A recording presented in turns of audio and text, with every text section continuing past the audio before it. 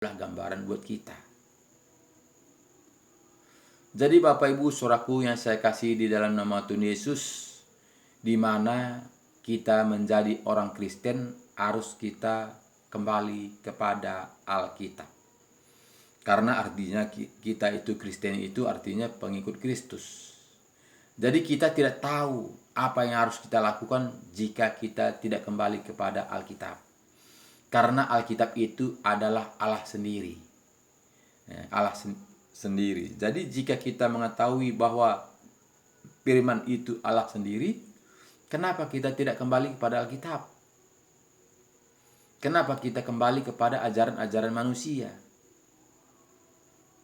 Jadi jika kita mengikuti ajaran-ajaran manusia, semua baik. Jika tidak baik, tidak mungkin ada anggotanya. Tentu semua baik. Tapi baik menurut manusia belum tentu baik menurut Tuhan. Jadi apakah kita baik menurut manusia saja yang kita lakukan? Apakah baik menurut Tuhan? Kita tahu yang keluar masuk ini adalah milik Tuhan. Semuanya yang ada dalam diri kita ini kita tinggalkan. Semuanya yang ada dalam dunia ini kita tinggalkan. Kita satu pun kita tidak bawa. Walaupun mungkin pajero kita 10 berjerit sana. Walaupun mungkin rumah kontrak kita 100 berjerit di sana. Walaupun mungkin kebun sawit kita beribu-ribu hektar. Semuanya akan tinggal. Satu pun kita tidak bawa. Bahkan kita dibakar pula selama-lamanya. Gara-gara yang ada kita tinggalkan tadi. Gara-gara merebut yang kita tinggalkan tadi, sehingga kita dibakar selama-lamanya. Itu seringkali kita tidak pikirkan. Seringkali kita itu tidak renungkan. Itulah liciknya setan ini menipu manusia. Supaya manusia satu pun tidak selamat. Tapi bersama-sama dia akan dihukum di api neraka. Jadi Bapak Ibu Saudaraku yang saya kasihi, sadarlah kita di mana Tuhan memberikan waktu, kesempatan buat kita. Kesempatan waktu buat kita tidak lama, hanya seperti bunga di pagi hari dia akan mekar.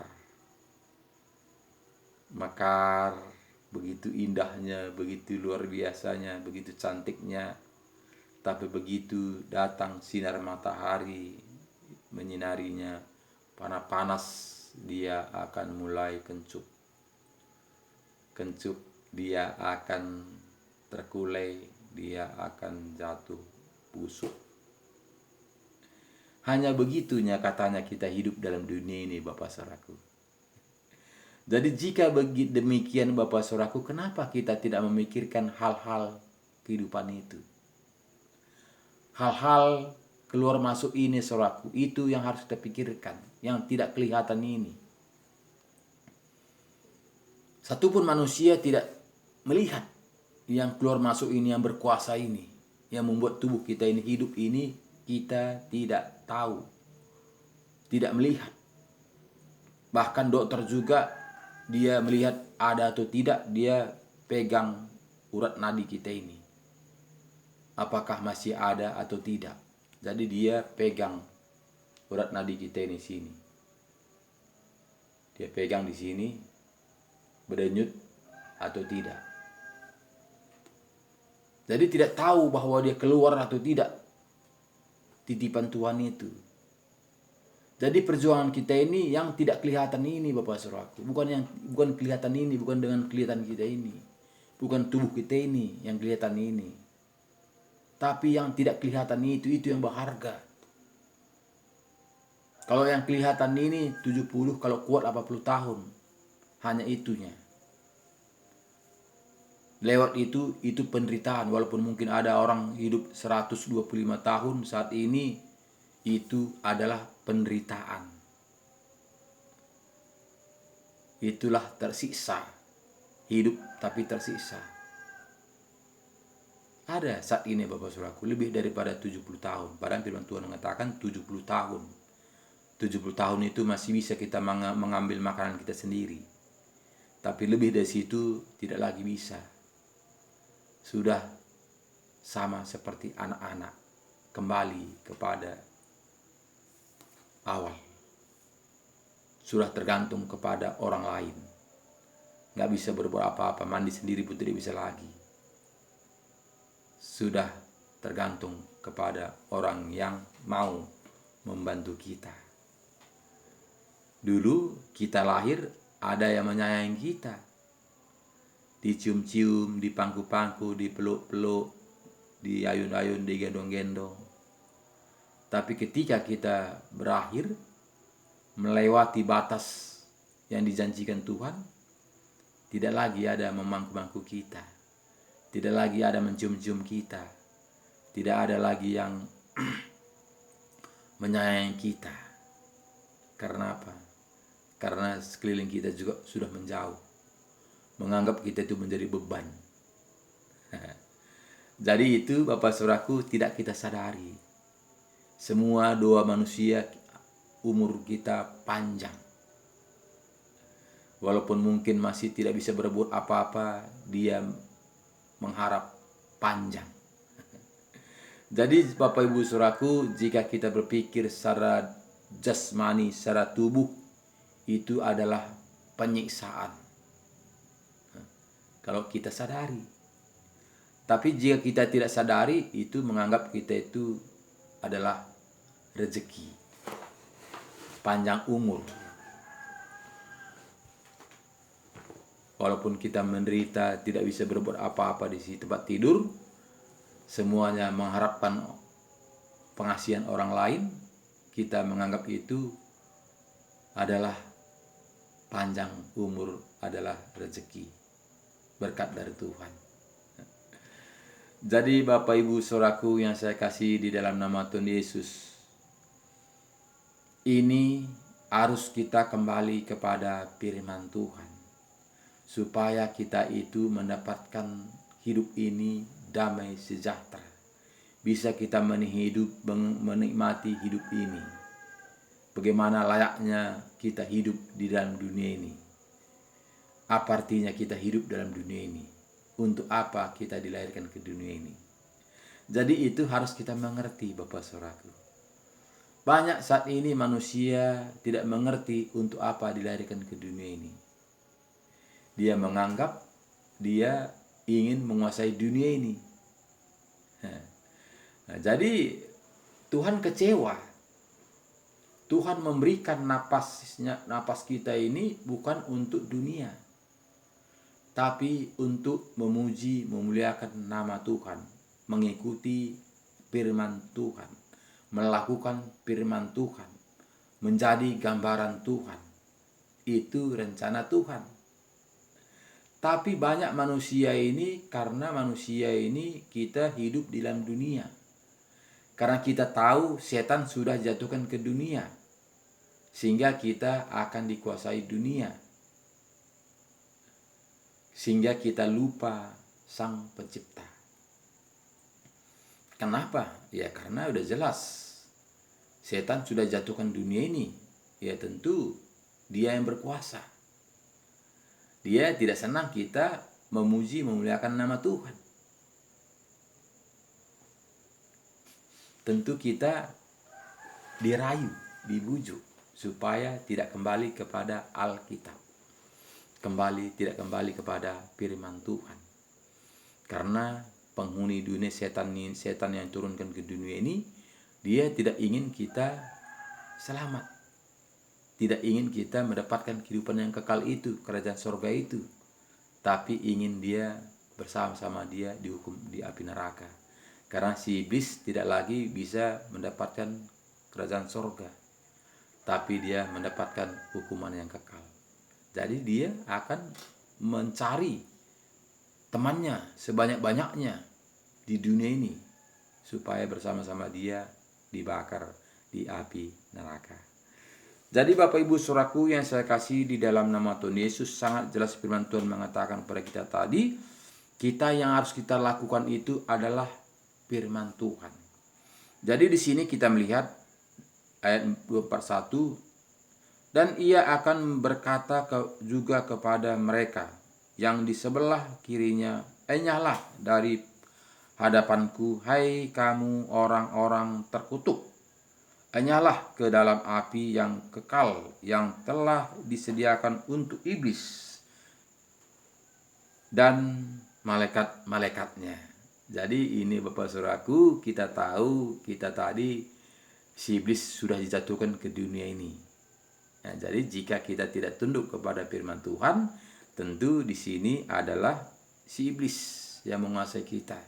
Karena dia Yohanes 25 ayat 41 ini jelas mengatakan kepada kita, dan ia berkata juga kepada mereka yang di sebelah kirinya, enyahlah dari hadapanku, hai kamu orang-orang terkutuk, enyahlah ke dalam api yang kekal yang telah sedia untuk iblis dan malaikat-malaikatnya. Sebab ketika aku lapar, kamu tidak memberi aku makanan. Ketika aku haus, kamu tidak memberi aku minum. Jadi Bapak Saudaraku, bukan Tuhan Yesus yang lapar, bukan Tuhan Yesus yang haus. Tapi apa kata Tuhan Yesus? Apa yang kau lakukan kepada orang yang paling hina ini, itulah untuk aku. Jadi Bapak Saudaraku, simbol kita adalah salib. Itulah membuktikan bahwa salib itu dua.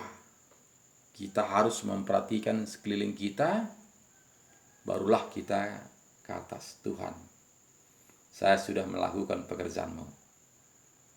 Terimalah saya menjadi milik-Mu. Terimalah saya menjadi anak-Mu. Terimalah saya menjadi ahli waris. Karena saya sudah melakukan apa yang Kau perintahkan kepada kami 2 kali lipat. Bapak Ibu Saudaraku. Makanya simbol kita salib. Memperhatikan sekeliling kita. Itu contoh kerja. Bagaimana kita mengatakan Tuhan, Tuhan? Kita nggak melihat Tuhan itu. Apakah didengarnya atau tidak? Apakah ada Dia atau tidak? Jadi kita harus praktek kerja nyata. Karena jelas firman Tuhan mengatakan tadi, apa yang kau lakukan kepada orang yang hina ini, itulah untuk aku. Jadi di sini tadi kita melihat, sebab ketika aku lapar, kamu tidak memberi aku makan. Ketika aku haus, kamu tidak memberi aku minum. Ketika aku seorang asing, kamu tidak memberi aku tumpangan. Ketika aku telanjang, kamu tidak memberi aku pakaian. Ketika aku sakit dan dalam penjara, kamu tidak melawat aku. Lalu mereka pun akan menjawab dia, katanya, Tuhan, bila manakah kami melihat Engkau lapar atau haus atau sebagai orang asing atau telanjang atau sakit atau dalam penjara dan kami tidak melayani Engkau? Maka ia akan menjawab mereka, artinya ia besar, Yesus. Maka Yesus akan menjawab mereka, aku berkata kepadamu, sesungguhnya segala sesuatu yang tidak kamu lakukan untuk salah seorang dari yang paling hina ini, kamu tidak melakukannya juga untuk aku. Dan mereka ini akan masuk ke tempat siksaan yang kekal, tetapi orang benar ke dalam hidup yang kekal. Jadi Bapak Ibu Saudaraku, dua-duanya kekal. Jadi makanya manusia tidak bisa membedakannya. Karena dua-duanya kekal. Makanya manusia tidak pernah berpikir kemanakah kekal itu. Apakah kekal dihukum selama-lamanya? Apakah kekal mendapatkan kehidupan selama-lamanya? Nah, jadi karena dua-duanya kekal. Jadi ini harus kita jeli. Harus kita ini waspada. Jangan kita hanya memperebut kekekalan itu, tapi buktikan, pastikan apa isinya. Jadi jika kita mengikuti aturan-aturan dunia ini, tentu dibakar kekal selama-lamanya. Jadi jika kita mengikuti firman Tuhan, taat dan setia, tentu kita mendapatkan hidup yang kekal itu. Jadi dua-duanya kekal, Bapak Saudaraku. Jadi jelas di sini tadi kita praktek nyata. Itu yang diajarkan Tuhan Yesus. Ini yang berbicara adalah Yesus. Yesus sendiri yang mengajari kita, bukan nabi-nabi, bukan rasul-rasul. Tapi di sini Yesus mengatakan. Jadi Bapak Saudaraku, kita mengatakan kita ini orang Kristen itu adalah Yesus juru selamat kita. Akulah jalan, satu pun tidak sampai kepada Bapa kalau tidak melalui aku. Itu kata Tuhan Yesus. Itu kita mengakuinya. Tapi kita tidak mau mengindahkannya. Tidak mau melakukannya. Walaupun kita tahu Yesus itu jalan, tapi kita tidak mau menjalankannya. Jadi itu menjadi masalah, Bapak Saudaraku. Banyak saat ini orang Kristen menjalankan ajaran-ajaran manusia, bukan lagi mengikuti ajaran-ajaran Tuhan Yesus. Walaupun kita mengatakan Yesus adalah jalan satu-satunya. Dari sini sikit kita diserongkan, seakan-akan kita itu melakukan firman Tuhan. Tapi kenyataannya kita tidak lagi melakukan firman Tuhan, tapi kita melakukan ajaran-ajaran manusia. Makanya banyak orang gereja, jika kita tawarkan firman Tuhan itu, dia itu kalau tidak satu iman dengan dia, satu dogma sama dia alergi. Karena dia menganggap satu gerejanya itulah kebenaran. Bukan dia kebenaran firman Tuhan, tapi kebenaran ajaran-ajaran gereja, dogma gereja. Jadi itu sekarang ini yang terpaku menjadi orang Kristen. Hanya berapa segelintir sajalah yang hatinya menyatu. Adalah Tuhan kuncinya. Tapi hampir kebanyakan bukan Tuhan kuncinya, tapi gereja. Ajaran-ajaran manusia kuncinya. Jika tidak satu dengan dia, satu organisasi dengan dia menganggap itu tidak kawan. Tidak kawan. Itu menganggap ada